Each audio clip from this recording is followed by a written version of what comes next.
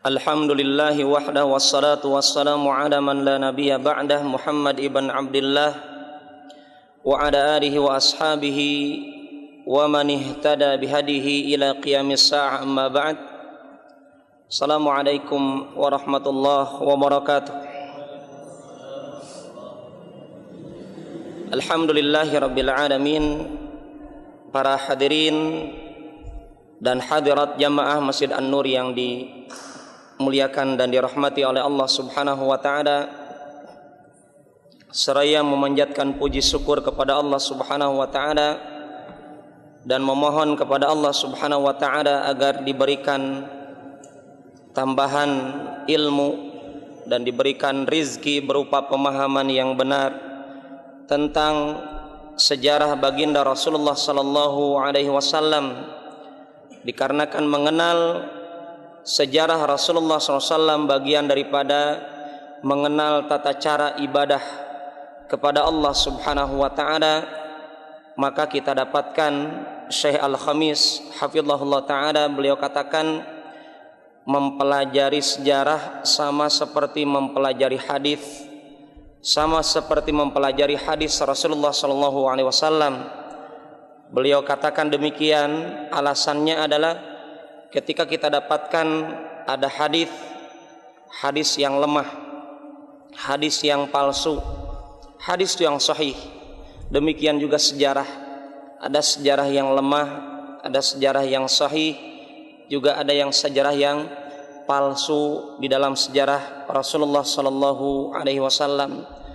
Maka pada malam ini kita akan berusaha dengan meminta permohonan kepada Allah Subhanahu wa taala agar senantiasa yang kita kaji adalah benar-benar berusaha mengungkap kebenaran dari sejarah Rasulullah SAW, sehingga dengan kebenaran ini kita jadikan prinsip dalam dakwah sebagaimana yang telah dilaksanakan oleh Rasulullah dengan para sahabat ridwanullah alaihim wa ardahum. Kemarin di pekan sebelumnya kita telah menjelaskan bagaimana negosiasinya seorang Utbah ibn Rabi'ah. Kita tahu Utbah ibn Rabi'ah dengan kepiawaian dan keahlian, ya, keindahan bahasanya berusaha memikat hatinya Rasulullah SAW dari arah dunia, dari unsur duniawi, dan ini mendapatkan restu ataupun ridha dari kalangan orang-orang kafir Quraisy. Berangkatnya Utbah ibn Rabi'ah, dan kita dapatkan Utbah ibn Rabi'ah dia berangkat dengan niat yang kuat, tekad yang kuat untuk meluluhkan hati Rasulullah SAW agar luluh dari dunia dakwatut tauhid. Tapi realita membuktikan yang berubah wajahnya adalah Utbah ibn Rabi'ah. Kondisinya berbeda dengan kondisi tatkala dia berangkat. Fa ikhwani wal akhawat yang dimuliakan oleh Allah Subhanahu wa taala, Utbah ibn Rabi'ah kita dapatkan dia ini seperti Ikrimah ibn Abi Jahal. Jadi Utbah ibn Rabi'ah seperti Abu Jahalnya, bukan seperti Ikrimah. Maksudnya apa? Abu Jahal kita tahu dia mati sangit di perang Badar. Demikian juga Utbah ibn Rabi'ah, dia mati sangit, saya katakan bukan mati syahid, mati sangit di perang Badar. Dan itu kalau kita ungkap dalam sejarah, putranya beliau atau putranya dia ini Utbah bin Rabi'ah punya putra seorang sahabat yang bernama Abu Hudzaifah. Sangat sedih ketika Abu Hudzaifah ini mendapatkan bapaknya itu mati dari pasukan orang-orang kafir Quraisy di perang Badar. Apa yang diungkapkan seorang putra sebagaimana Ikrimah, pasti sedih Pak ya. Ikrimah seorang sahabat punya bapak Abu Jahal. Abdullah ibn Ubay bin Salul punya bapak namanya Abdullah bin Ubay bin Salul, orang munafik Madinah. Mereka meninggal dalam kondisi apa? Anak-anaknya sahabat. Demikian juga Abu Hudzaifah mendapatkan Utbah ibn Rabi'ah seorang musyrik, tapi Abu Hudzaifah beliau menangis Bukan karena apa? Sedihnya bukan karena bapaknya mati sangitnya, tetapi karena beliau katakan, aku sedih, ya, araftu anna abi rajahanu aqlihi. Aku dapatkan bapakku itu cerdas. Jadi mari kita lihat, kecerdasan itu tidak bermanfaat ketika hidayatut taufik tidak Allah berikan. Abu Thalib apa tidak cerdas? Cerdas. Ya. Abu Jahal apa tidak cerdas? Cerdas. Oh, Abdullah bin Ubay bin Salul, Abu Lahab dan seterusnya, tokoh-tokoh orang Quraisy ini adalah orang-orang cerdas. Maka dari kisah Utbah ibn Rabi'ah ini kita bisa mengambil pelajaran berharga. Ketika kecerdasan itu tidak ada manfaatnya di hadapan keislaman seseorang atau kekufuran seseorang. Ya, boleh jadi ada orang yang tidak punya gelar, tetapi tatkala disodorkan dakwah Islam dia mudah menerima. Ya, Bilal bin Rabah, beliau seorang budak, ya, bukan tokoh agama, bukan tokoh orang-orang kafir Quraisy tatkala itu. Tapi Bilal bin Rabi'ah mendapatkan hidayah. Intinya di mana ikhwan dan akhwat yang dimuliakan oleh Allah Subhanahu wa taala, mendengar kisah Utbah bin Rabi'ah yang menjadi sosok manusia yang dijamin masuk neraka oleh Allah karena sebab dia masuk kategori apa? Pasukan orang Quraisy. Mendengar kisah ini kita dapatkan apa? Mahalnya nilai hidayah di hadapan orang beriman. Ya. Ketika Syekh Al-Khamis hafizahullah beliau menulis kitab Hikbah Minat Tarikh, saya teringat ketika membaca buku beliau, di awalnya itu beliau memberi pembukaannya apa? Alhamdulillahi ala ni'matil hidayah. Segala puji milik Allah atas nikmat hidayah yang Allah berikan kepada kami, kepada kita. Beliau bersyukur kepada Allah karena Allah lah yang memberikan hidayah. Dan yang kita maksud atau yang beliau maksud di sini adalah hidayah apa ikhwan? Hidayatut taufiq. Kita tahu para ulama membagi hidayah terbagi dua, hidayatul irsyad dan hidayatut taufiq. Berapa banyak orang mendengar, membaca, meneliti keindahan ajaran Islam, kemuliaan ajaran Islam, didengar, dibaca, bahkan diskusi dengan orang-orang yang hanif agamanya. Tapi orang yang diskusi ini tidak mendapatkan hidayatut taufik. Hidayatut taufik adalah Allah yang memegang. Hidayatul irsyad telah Rasulullah SAW berikan kepada Utbah ibn Rabi'ah kemarin. Ketika Rasulullah SAW membaca surat Fussilat di hadapan Utbah ibn Rabi'ah, Utbah ibn Rabi'ah telah mendapatkan hidayah dari Rasulullah berupa hidayatul irsyad. Apa itu hidayatul irsyad? Petunjuk berupa pencerahan, petunjuk berupa penjelasan tentang indahnya, kebenarannya ajaran Islam. Artinya ketika kita mencerminkan diri kita membaca sejarah pelajaran Utbah ibn Rabi'ah ini, kita akan saksikan manusia saat ini ataupun kapanpun, ketika dakwah Islam ada seorang wanita, Pak Ustadz, ini wanita tidak pakai kerudung, dia beralasannya apa? Pak Ustaz, saya belum dapat hidayah. Dia kalimatnya itu terkena subhat, subhat dalam dirinya. Setan dalam dirinya itu membisiki dengan alasan belum dapat hidayah sehingga dia belum pakai kerudung. Belum melaksanakan sholat 5 waktu beralasan belum dapat hidayah. Masih rajin minum minuman keras beralasan belum dapat hidayah. Masih melaksanakan kemaksiatan korupsi, serangan pajar, nyogok anak rakyat Indonesia, ya, mengatakan apa? Belum dapat hidayah. Ini kalimat yang kata hidayah ini disalah kaprahkan istilahnya. Maka ikhwan dan akhwat, kita berpesan kepada diri kita, tolong, mari kita tolong diri kita bersama-sama apa? Pahami istilah Islam, karena istilah ajaran Islam bagian daripada ajaran Islam itu sendiri. Tetapi tolong apa? Mari kita tolong diri kita memahami istilah Islam jangan menurut pemahaman kita. Kembalikan kepada para ulama, pewaris para nabi, bagaimana mendudukan kata-kata istilah-istilah dalam Islam. Ya. Karena mereka yang lebih tahu tentang apa yang diistilahkan oleh Allah dan apa yang diistilahkan oleh Rasulullah. Maka seorang wanita yang mengatakan, Pak Ustaz, saya belum pakai kerudung itu belum dapat hidayah. Sudah ibu, ya, dalam surat Al-Ahzab Allah perintahkan diawali kepada istri-istri para nabi untuk menutup pakaiannya, ya, menutup tubuhnya dengan pakaian syar'i. Auratnya ditutup, diawali dengan istrinya Rasulullah. Kemudian istrinya orang-orang beriman, wanita-wanita yang mengatakan dirinya adalah umat Nabi Muhammad mendapatkan perintah. Itu telah kita sampaikan kepada ibu. Artinya itu menjadi alasan Allah menyiksa ibu-ibu tatkala ibu beralasan belum dapat hidayah dari Allah.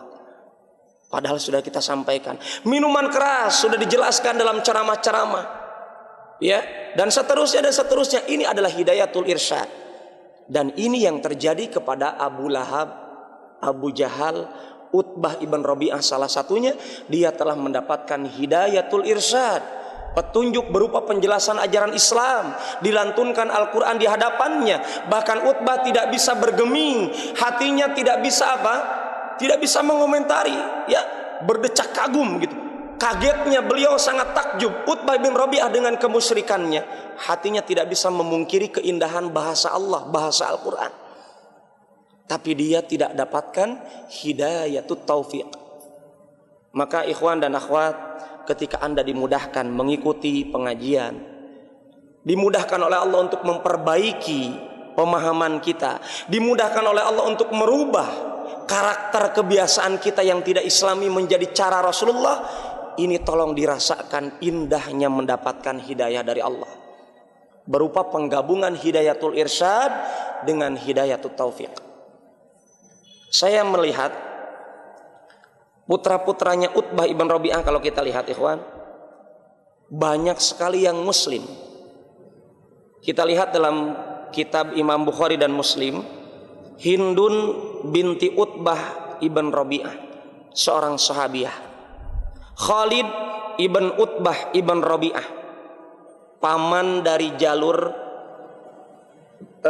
ibu bagi Muawiyah ibn Abi Sufyan. Beliau juga seorang yang muslim. Kemudian Syaibah ibn Utbah ibn Rabi'ah, artinya keturunan-keturunan Utbah ini muslim. Menunjukkan apa?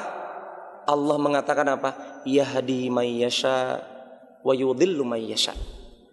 Allah memberikan hidayah bagi yang dikehendaki dan Allah menyesatkan bagi yang dikehendaki. Ketika Rasulullah SAW mendapatkan Abu Talib meninggal dunia, Rasulullah mengatakan apa? Ketika Abu Talib ini meninggal dalam keadaan menyekutukan Allah, Rasulullah mengatakan apa? La astaghfiranna laka, aku akan senantiasa meminta ampunan kepada Allah malam unha anka, selama aku tidak dilarang oleh Allah untuk memberikan ampunan kepada engkau, wahai Abu Talib. Setelah wafatnya Abu Talib, kemudian Allah turunkan apa? Firman Allah Subhanahu wa taala menegur Rasulullah SAW. Innaka la tahdi man ahbabta walakinallaha yahdi may yasha.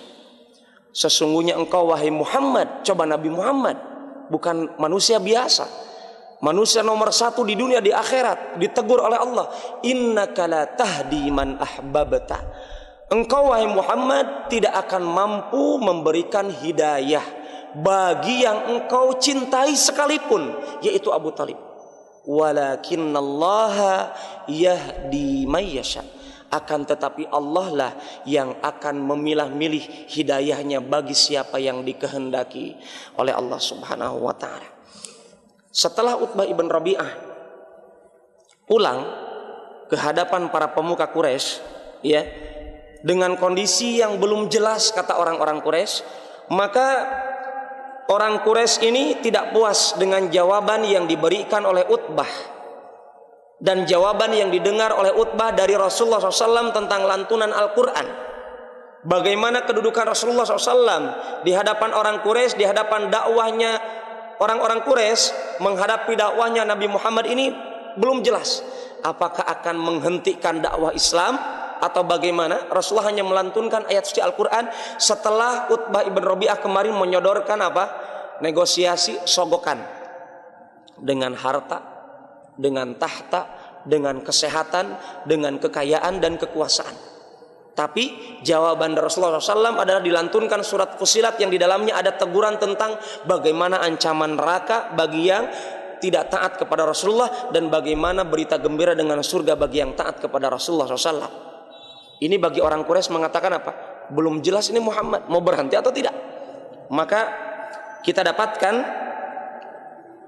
orang-orang Quraisy mereka rombongan. Ya, ketika Utbah mendapatkan jawaban dari Nabi Muhammad demikian, maka orang Quraisy mendatangi Nabi Muhammad alaihi salatu wassalam dengan bentuk rombongan dan menawarkan dengan penawaran yang sama sebagaimana penawarannya Utbah ibn Rabi'ah kepada Rasulullah SAW kemarin sore atau kemarin siang. Maka apa yang dijawab oleh Rasulullah SAW? Ketika awalnya, awalnya itu Rasulullah dikabarkan oleh orang-orang Quraisy akan ada pertemuan, ya, menindaklanjuti dialognya Rasulullah dengan Utbah ibn Rabi'ah. Apa yang terbersit dalam hatinya Rasulullah? Ikhwan, Rasulullah sangat cinta, sangat berharap, ya, agar mereka orang-orang Quraisy itu masuk Islam.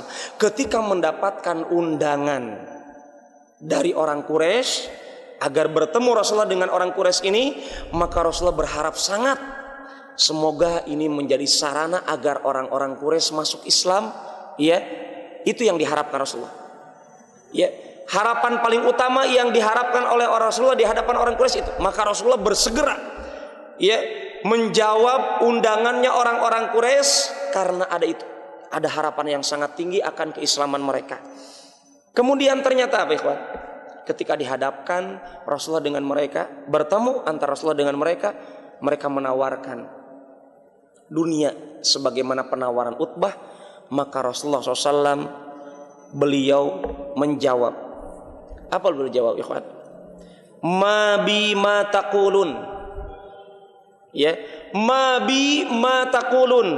Sungguh apa yang aku miliki, apa yang aku punyai, apa yang aku pikirkan tidak seperti yang kalian ucapkan. Jadi mereka harapkan Nabi Muhammad mau menerima duit. Kalau mereka inginkan Nabi Muhammad itu jadi orang paling kaya, ini uangnya sudah kami siapkan. Kalau engkau wahai Muhammad ingin mempunyai kedudukan tertinggi, jadi raja, jadi orang terpandang di Mekah, kami sudah siapkan, kami sudah setuju. Seluruh pasukan, seluruh kabilah orang Quraisy sudah setuju. Maka Rasulullah mengatakan, ma bi ma taqulun. Apa yang aku pikirkan tidak sebagaimana yang kalian ucapkan. Ma ji'tukum bima ji'tukum bihi. Sungguh aku datang tidak seperti kedatangan kalian. Niatnya berbeda. Ya. Atlubu amwalakum wala syarafa fikum. Kalian pikir aku menuntut dari kalian harta kalian? Kalian pikir aku ini menuntut kedudukan, menjadi orang terpandang, aku nomor satu di hadapan kalian? Walal mulka alaikum. Dan aku sebenarnya tidak juga menuntut kekuasaan kerajaan dari kalian. Itu yang kalian pikirkan, bukan itu yang aku pikirkan saat ini. Ini perkataan Rasulullah SAW. Prinsip, ikhwan. Tidak ada kata tauriyah di sini. Tidak ada kata kalimat takiyah menyembunyikan. Oh, ada kesempatan nih orang kafir, ya, luluh hatinya. Tetapi Rasulullah katakan tatkala itu, walakinnallaha ba'atsani ilaikum rasulah. Pahami wahai orang Quraisy, wahai para pemuka, wahai tokoh-tokoh terpandang kota Makkah. Akan tetapi Allah mengutus aku menjadi utusan Allah kepada kalian. Ini jelas berita yang tidak bisa dirubah kalimatnya. Rasulullah katakan apa? Aku ini datang kepada kalian bukan butuh uang. Kenapa beliau kata demikian? Karena orang Quraisy tahu Rasulullah meninggal dalam keadaan ditinggal yatim piatu, miskin dunianya. Maka kata Rasulullah, bukan itu. Aku datang kepada kalian karena diutus oleh Allah menjadi utusan Allah. Wa anzala alayya kitaban. Dan sebagai penguat, Allah turunkan kepadaku kitab Allah Subhanahu wa ta'ala. Wa amaroni an akuna lakum basyira wa nadhira. Aku diperintahkan oleh Allah datang kepada kalian menjadi pembawa berita gembira dan menjadi pembawa peringatan. Apa berita gembiranya ikhwan? Berita gembiranya adalah surganya Allah bagi yang mentaati Rasulullah, dan ancamannya adalah murka dan nerakanya Allah bagi yang tidak mentaati Rasulullah. Faballaghtukum risalati rabbi, maka aku benar-benar akan menyampaikan risalah dari Rabbku. Ini Rasulullah berjanji, padahal baru berapa tahun kenabiannya. Rasulullah berjanji akan senantiasa menyampaikan tabligh, menyampaikan risalah dari Allah, apapun itu konsekuensinya. Mau perintah tentang kebaikan atau larangan dari kejelekan. Bukan hanya menyampaikan apa? Kebaikan-kebaikan saja, tetapi dibarengi apa? Amar ma'ruf nahi munkar berbarengan kita dapatkan. Basyira wa nadhira, di pas Makkah Rasulullah sudah sampaikan. Apa saja yang diperintahkan Allah akan aku sampaikan, kata Rasulullah. Wa nasahtu lakum, aku telah memberikan nasihat kepada kalian. Fa in taqbalu minni ma ji'tukum bihi fa huwa haddukum fid dunya wal akhirah. Kalau kalian mau menerima dariku perintah Allah, aku perintahkan kepada kalian, larangan Allah aku larang kepada kalian. Kalau kalian mau menerima hal ini, iya, fahuwa haddukum fid dunya wal akhirah. Itulah jatah kalian, bagian kalian di dunia dan di akhirat. Ya. Wa in taruddu alayya asbiru li amrillah hatta yahkumallah baini wa bainakum. Kalau kalian menolak apa yang aku bawa, aku akan bersabar. Dan kita tahu Pak, para ulama sudah membagi kata sabar. Ini yang kita maksudkan. Kata sabar itu yang dikatakan Rasulullah adalah terbagi menjadi 3. Kalau kalian menolak dakwah Islam, artinya tolong posisikan diri kita sebagai dai, melanjutkan estafet dakwahnya Rasulullah. Kalau kita mengajak anak istri kita, kalau kita mengajak tetangga kita dan seterusnya, kemudian ditolak, ingat perkataan Rasulullah kepada para pemuka Quraisy yang di dalamnya masih ada kerabatnya Rasulullah. Kalau kalian menolak apa yang aku dakwahkan kepada kalian, aku akan bersabar. Sabar di sini terbagi menjadi 3. Aku akan senantiasa bersabar di atas ketaatan. Aku akan senantiasa bersabar dari kemaksiatan, menjauhi kemaksiatan aku bersabar. Aku akan bersabar dari takdir buruknya Allah yang Allah tetapkan kepada diriku.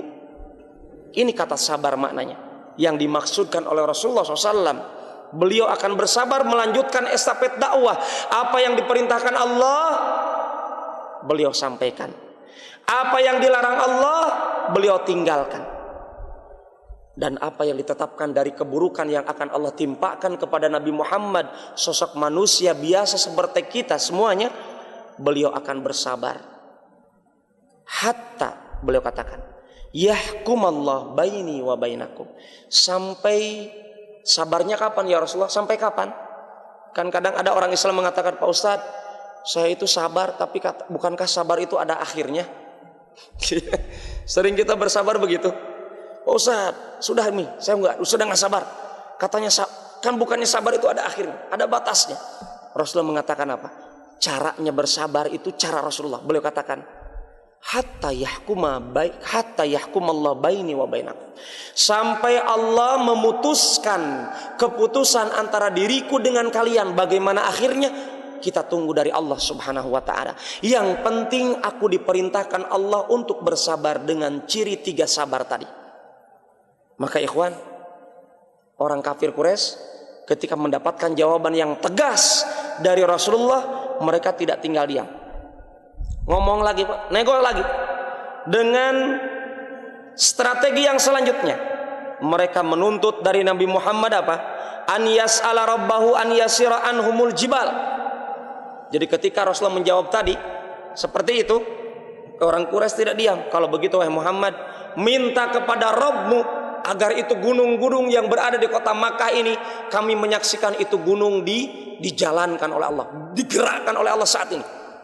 Itu orang Quraisy meminta kepada Nabi Muhammad agar Allah menggerakkan gunung-gunung itu sebagai bukti bahwasanya Rabbmu itu layak kami sembah, untuk kami tinggalkan sesembahan 360 patung di sekitar Ka'bah itu. Kurang lebih maknanya demikian. Mereka menuntut langsung, minta langsung kepada Allah agar gunung-gunung itu bergerak saat ini. Kemudian mereka katakan, wa yabsutu lahumul bilad, agar negeri Makkah ini dan negeri-negeri yang ada di sekitar Makkah ini dibentangkan, diberikan oleh Allah kepada mereka. Ini permintaan langsung kepada Rasulullah agar Rasulullah meminta kepada Allah langsung. Wa yufajjiru fihal anhar, dan agar saat ini juga dipancarkan apa? Air-air memancar di sekitar kota Makkah. Subhanallah. Padahal bukti-bukti kenabian Nabi Muhammad sudah banyak disaksikan oleh mereka saat itu. Wa yuhyilahumul mauta, dan mereka menuntut agar orang-orang yang berada di kuburan di sekitar Makkah dihidupkan saat itu juga oleh Allah, sebagai bukti bahwasanya Nabi Muhammad adalah utusan Allah. Kemudian terlebih dalam sejarah disebutkan, terlebih Qusay ibn Kilab, tokoh ataupun nenek moyangnya orang Quraisy, orang Makkah yang sudah meninggal, tolong dihidupkan lagi itu, agar menjadi bukti bahwasanya yang mematikan dan menghidupkan itu adalah Allah yang mengutus engkau wahai Muhammad. Jadi fa ajaba bi nafsi ma sabaq minal jawab. Apa yang dijawab Rasulullah? Rasulullah menjawab dengan jawaban yang tadi. Ya, Rasulullah menjawab dengan jawaban tadi. Maka orang kafir Quraisy meminta lagi. Kalau begitu kata mereka, yas'alu rabbahu an yab'asa lahum malakan yusaddiqu. Kalau dunia ini tidak bisa digerakkan sekarang oleh Allah, kata orang-orang Quraisy, begini saja, turunkan malaikat saat ini. Minta kepada Allah agar menurunkan malaikat yang berkata di hadapan kami, benar ini Muhammad ini adalah utusan Allah. Malaikat yang diminta oleh orang Quraisy. Ya, kemudian ikhwan, selanjutnya apa? Ketika itu mereka juga meminta agar surga, harta-harta dari surga diturunkan kepada mereka saat itu juga. Jadi mirip-mirip seperti permintaan siapa? Bani Israel. Betul.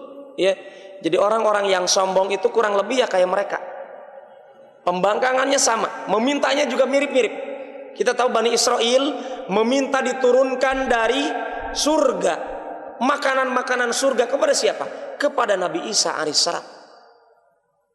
Pak Ikhwan, realita membuktikan setelah diturunkan makanan-makanan dari surga kepada Bani Israel, bukan bertambah beriman, tapi bertambah membangkang kepada Nabi Isa alaihissalam. Dan kita dapatkan ikhwan, realita kita dapatkan, orang-orang Quraisy ketika mereka mendapatkan permintaan tersebut, malaikat tolong turunkan, harta surga tolong turunkan saat ini, agar menjadi bukti engkau benar, Nabi bukan tukang sihir. Maka jawaban Nabi sama seperti tadi. Kemudian orang Quraisy mengatakan, kalau begitu engkau tidak berani, Tuhan kau itu untuk menggerakkan gunung, tidak berani menurunkan para malaikat dengan hartanya. Ini penghinaan kepada Allah, penghinaan kepada Rasulullah dari karangan lisan-lisan orang Quraisy. Kemudian mereka dengan sombongnya mengatakan, kalau engkau tidak berani Tuhan kau itu untuk mengerjakan hal itu, tolong saat ini turunkan siksa. Subhanallah. Orang Quraisy menuntut dari Rasulullah agar Allah menurunkan siksa kepada mereka saat itu juga. Maka Rasulullah SAW mengatakan, dzalika ilallah insya'a fa'al. Hal itu adalah keputusannya ada di tangan Allah. Kalau Allah menghendaki, Allah akan menurunkan siksa saat ini juga. Jadi betul-betul Rasulullah hanya mentaati perkataan perintah Allah Subhanahu wa ta'ala, bukan perkataan perintahnya orang-orang Quraisy. Inilah kesabaran. Ya, inilah kesabaran yang ditanamkan oleh Rasulullah SAW dalam estafet dakwahnya baru tahun-tahun pertama. Artinya Allah sebenarnya kalau mau berkehendak saat itu pasti Allah apa ikhwan? Innallaha ala kulli syai'in qadir, kata Allah. Sesungguhnya Allah atas segala sesuatu maha sanggup. Kalau Allah mau tatkala itu pasti gunung akan bergerak. Kalau Allah mau menghendaki tatkala itu pasti apa? Malaikat akan rombongan turun. Harta surga akan diturunkan, siksa dari langit akan diturunkan. Tetapi Allah mempunyai rahasia. dakwah Nabi Muhammad tidak berhenti di kota Makkah. Dakwah Nabi Muhammad akan sampai sebagaimana nanti akan disabdakan oleh Rasulullah ketika beliau di kota Madinah. Rasulullah katakan, innallaha zawaliyal arda fara'aitu masyariqaha wa magharibaha wa inna ummati sayablughu haddaha kama ra'aitu atau kama qala alaihi salatu wassalam. Rasulullah di kota Madinah, beliau pernah bersabda, ini masih di kota Makkah ikhwan. Rasul bersabda di kota Madinah, innallaha zawaliyal arda, sesungguhnya Allah menampakkan bumi, jadi seakan-akan bumi itu datar, diperlihatkan. Fara'aitu masyariqaha wa magharibaha, dan aku disaksikan dengan kemampuan yang Allah berikan kepada diriku. Aku dilihatkan oleh Allah masyariqaha, timurnya, wa magharibaha, dan baratnya. Kemudian Rasul tidak berhenti di situ.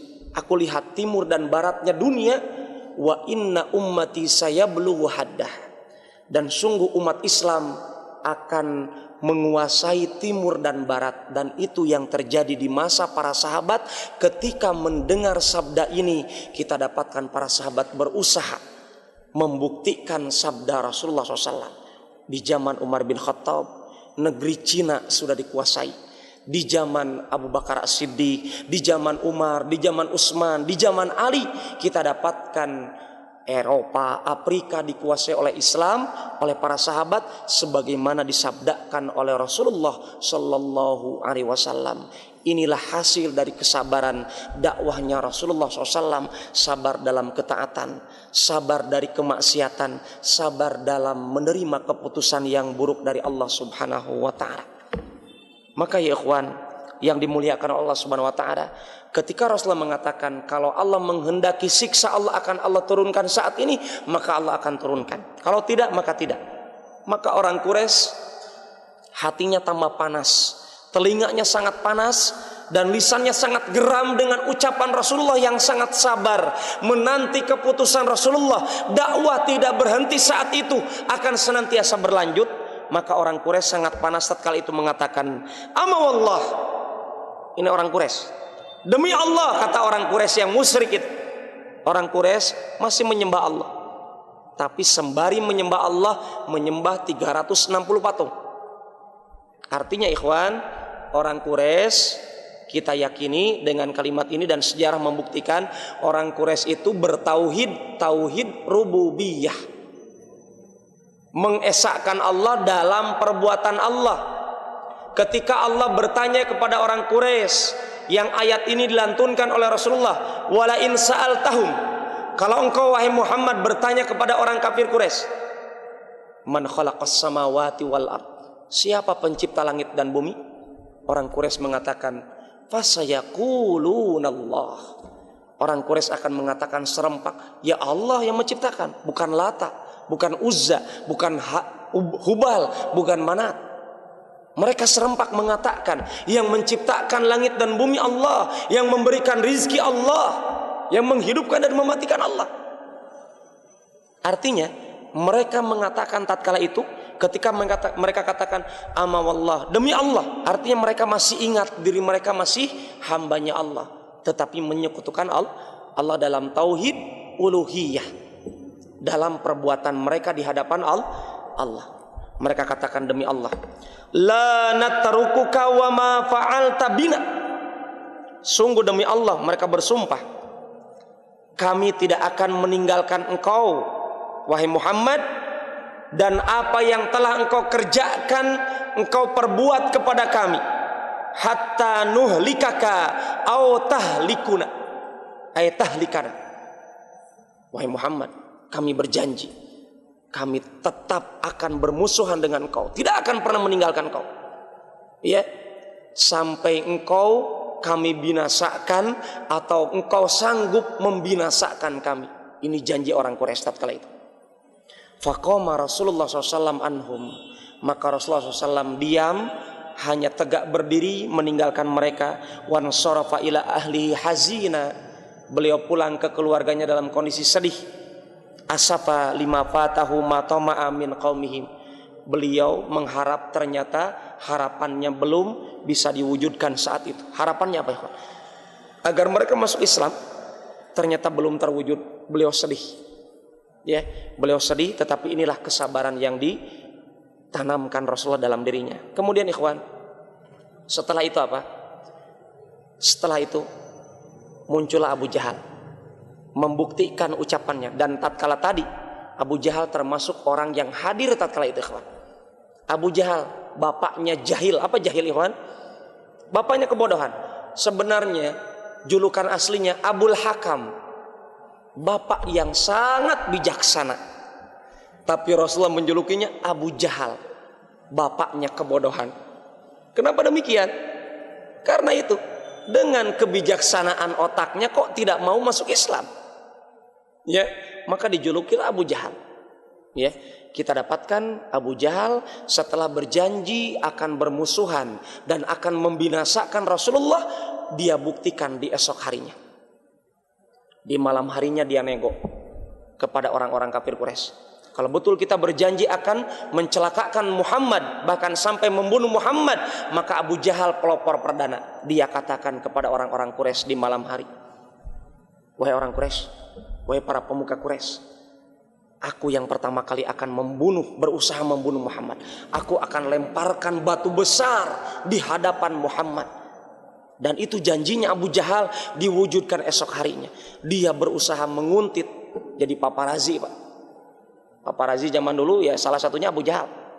Tapi waktu itu tidak ada teropong, tidak ada kamera. Kalau zaman saat ini paparazi pakai kamera. Abu Jahal tidak pakai kamera. Dia usahakan mencari-cari kapan Muhammad berada di samping Ka'bah sedang mengerjakan sholat. Maka Abu Jahal sudah menyiapkan dirinya dengan membawa batu yang sangat besar. Kita dapatkan Abu Jahal dengan kebodohannya, dia berusaha membunuh utusan Allah yang paling mulia, Nabi Muhammad alaihi salatu wassalam. Rasulullah melaksanakan sholat dengan khusyuknya. Abu Jahal dengan tekad yang sangat berkobar-kobar, dia prediksikan kayaknya Muhammad saat ini akan mati. Ini pikiran Abu Jahal.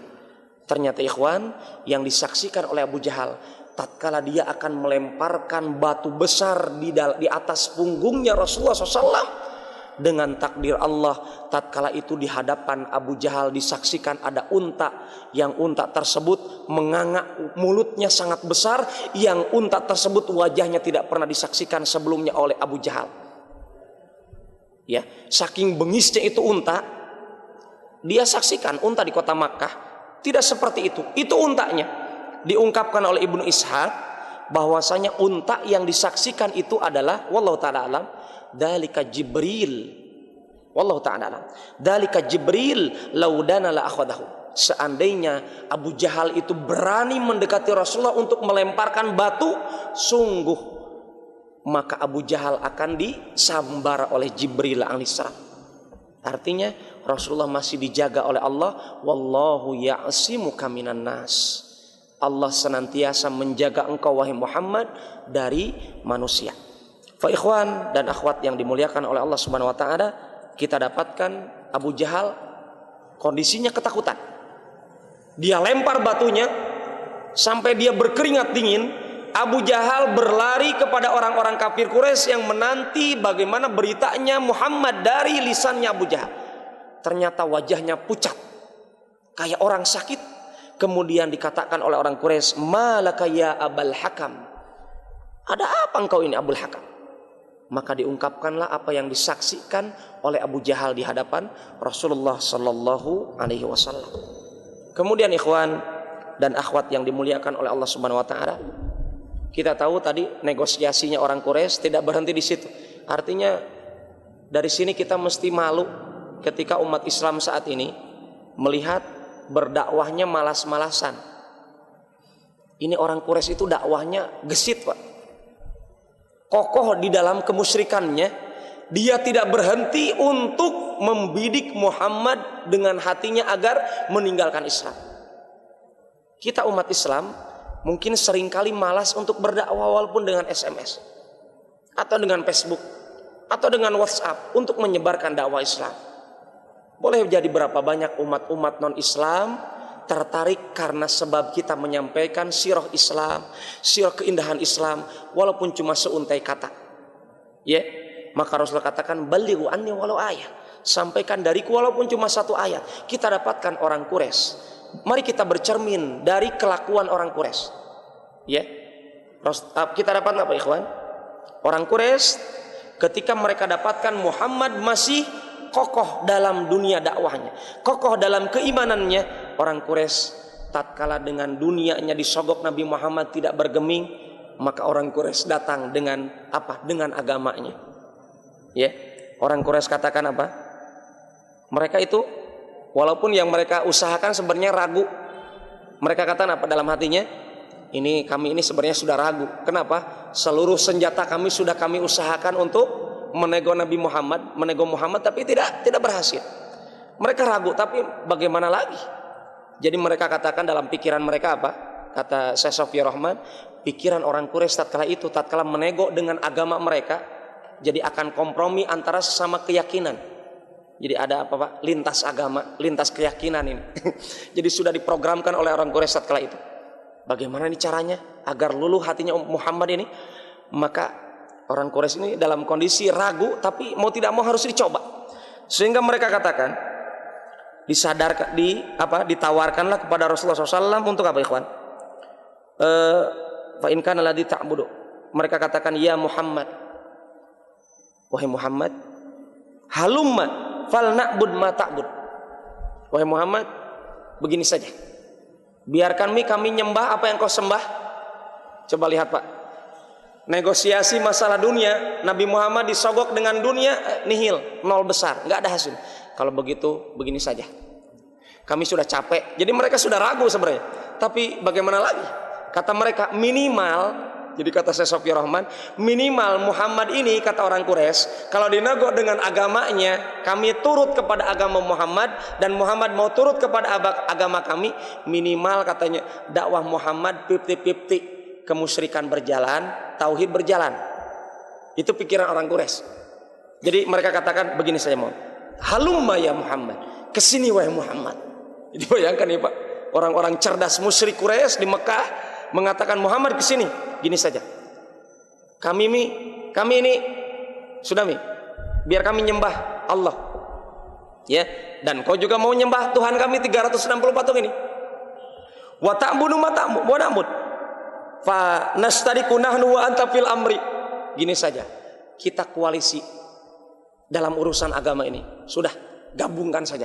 Agama Islam ya agama orang Quraisy, agama orang Quraisy ya agama Islam. Begitu Pak.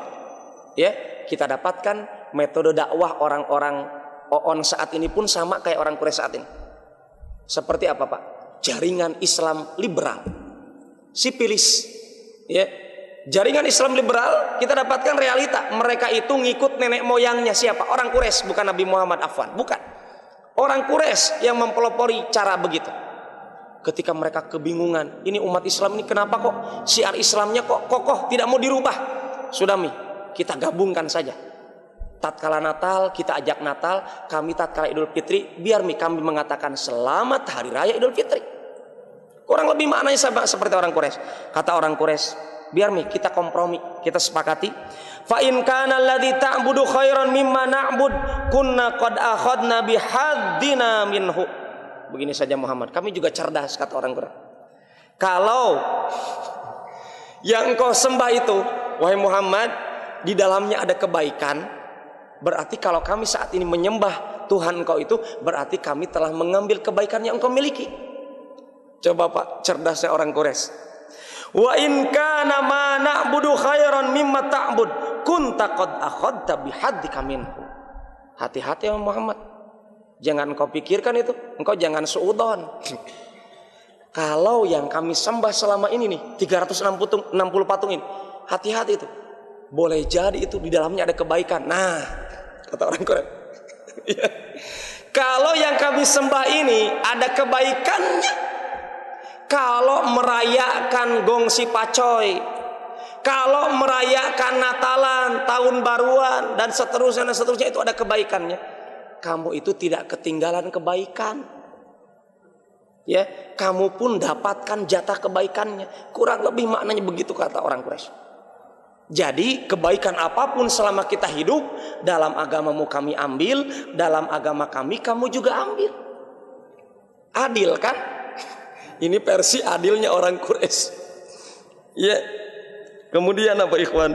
Jadi lucu juga. Maka Safiur Rahman beliau katakan ini kisah yang mudhik, kata beliau katakan. Beliau katakan ini sejarah negosiasi yang bikin perut kita berkocak gitu. Bikin perut kita tertawa. Kenapa? Bisa-bisanya itu nego sampai sedemikian dangkalnya caranya. Sudah kehabisan akal. Ya. Pak ikhwan dan akhwat yang dimuliakan oleh Allah Subhanahu wa taala, Nabi Muhammad tidak menjawab. Jelas Nabi Muhammad juga cerdas, ikhwan. Para nabi dan rasul jelas dipilih yang tercerdas, terpintar akalnya. Nabi Muhammad kalau pakai akal, dakwah Islam ditetapkan dengan akal, pasti Nabi Muhammad mengatakan betul juga ya. Kan kalau pakai akal begitu, Nabi Muhammad tidak. Karena beliau tahu Islam itu diajarkan dakwahnya oleh Allah. Nabi Muhammad juga diajarkan oleh Allah, bukan hawa nafsunya. Beliau hanya diam sampai turun ayat Allah surat Al-Kafirun dari awal sampai akhir. Qul, katakan wahai Muhammad kepada orang kafir yang berusaha negosiasi agar engkau itu musyrik, mereka juga jadi bertauhid, setengah-setengah musyrik, setengah tauhid. Maka katakan wahai Muhammad, qul ya ayyuhal kafirun. Kalau orang Quraisy mengatakan halumma ya Muhammad, kesini wahai Muhammad, maka Rasul diperintahkan oleh Allah, qul ya ayyuhal kafirun. Katakan wahai Muhammad, hei orang-orang yang kafir, la a'budu ma ta'budun. Aku tidak menyembah, tidak beribadah, tidak tunduk kepada apa yang engkau tunduk saat ini. Tidak menyembah kepada apa yang engkau sembah. Dan seterusnya sampai surat Al-Kafirun, wala ana a'budu ma abattum wala antum a'budu ma abattum wala ana a'budu ma abattum, dan seterusnya ikhwan sampai kepada kalimat lakum dinukum waliyadin. Kalimat terakhirnya apa? Lakum dinukum waliyadin. Ini jawaban dari Rasulullah karena perintah Allah, jawabannya begitu. Lakum dinukum waliyadin.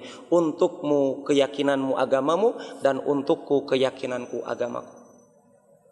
Dalam kisah yang lain disebutkan kurang lebih semakna ya. Dalam kisah yang lain disebutkan dari Ibnu Jarir dan selainnya, orang Quraisy mengatakan, biar kita sembah Allah Tuhan kau itu 1 tahun, dan kau harus tahun depan menyembah Tuhan kami 361 tahun. Harus 1 tahun negosiasi, betul. Ya, turunlah surat Al-Kafirun ini. Ya, wallahu taala alam bisawab. Fa ikhwan dan akhwat yang dimuliakan oleh Allah Subhanahu wa taala, masih ada waktu. Isya jam berapa? Sudah masuk. Tapi mungkin kita cukupkan sampai di sini. Semoga bermanfaat. Aku qouli hada.